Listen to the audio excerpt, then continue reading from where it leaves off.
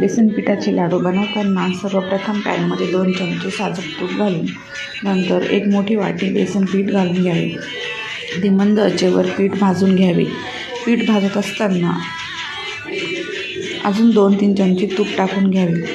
पिठाचा लालसर कलर होईस्तोवर छान भाजून घ्यावे.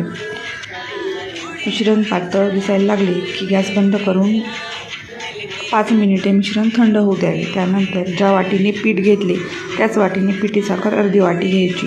पिठात चमच्याच्या साहाय्याने पिठी साखर छान मिक्स करून लगेचच लाडू वळून घ्यावे.